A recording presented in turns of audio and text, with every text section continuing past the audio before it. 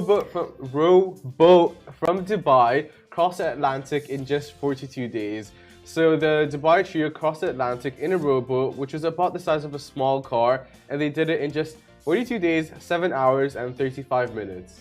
So a huge congratulations to Toby, James and Rai of the Arabian Ocean rowing team who took on the enormous challenge to raise awareness about the ocean waste.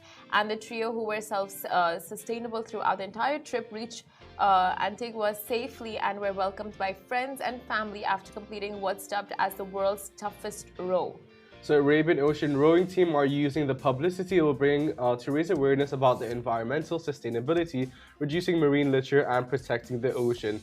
In the lead up to the challenge, they also visited countless schools in the UAE to raise awareness for the hashtag Be Part of It campaign, which aims to raise awareness around ocean health and the need for humanity's relationship with the ocean. Exactly. 42 days. Like, it doesn't sound like much, but when you're in the ocean I mean, it is much. That period of a time. Yeah, exactly. Like, when you say 42 days away, you're like, oh, that's like a month and something. But we're in the ocean for 42 days, 7 hours and 52 minutes. It feels like a lifetime. I mean, honestly, like, there is no way to even put that in perspective. Yeah. You know, it's like when you're away from work, right? Even 2 days, it feels like, oh, you've been away for weeks or months. Like, it does feel like it because you've missed so much. Yeah. And now, 42 days in the sea with no connection to humanity, no connection to the rest of the world, and just the three of you, you know, like... And nothing around you. Nothing around you, exactly. And that many days having to deal with weather conditions, nature, having to deal with each other, and like I think the rapport you have with, because there will be arguments and there'll be suggestions and there'll be that and there'll be deep, this. meaningful conversations. Yeah, there'll be so much. So it's very, very challenging to put yourself through that.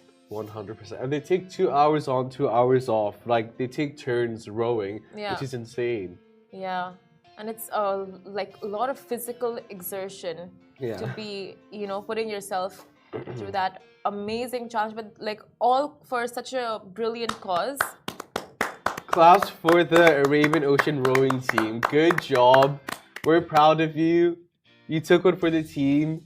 You took a stance for what is right and what is needed and the change we need in this world. Because it's a lot. Like, they have no reason to commit that amount of time, resources, money, mental power for the sake of everyone, but they're doing it to raise awareness, and that's what's most honorable about what they've done. And then their family and friends were on the other side waiting for them after just a short flight away while they've been working for 42 days. Like, it's amazing. Yeah, you're right. And I mean, like, anytime you put your mind to it, and that too for a worthy cause, you know, when you find a reason to do something, I think you do it all that much more better. Do you think so? Agreed. When you care for the cause, like, your heart and soul is in it, you know? Yeah. Like, if you really care for it. Yeah, 100%. If someone forces you to do something, you're not going to want to do as much. And I think that's, like, human nature in general. You don't want to be told what to do. But, like, doing it when it's your own initiative, for your own, like, I don't know, like, healing inside or whatever. Self-purpose, self-actualization. I think in life, you just need a purpose to get by, you know? Like, you need that one cause or that, like, something or the other to set your mind to and, like, just work towards and give you that sense of motivation. What's yours? What is mine?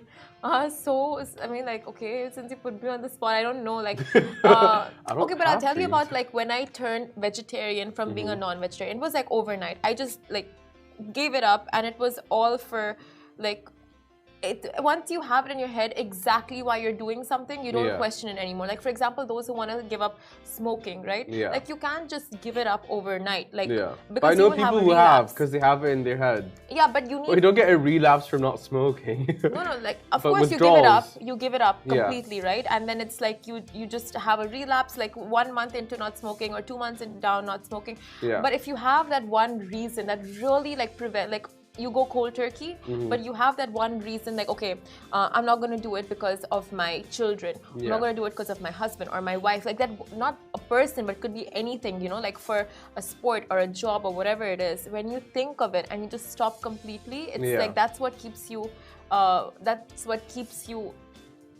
going for the light at the end of the tunnel. Yeah. You know, that purpose. The purpose needs to be better than that momentary satisfaction or gratification that you get from doing X exactly task exactly or action. yeah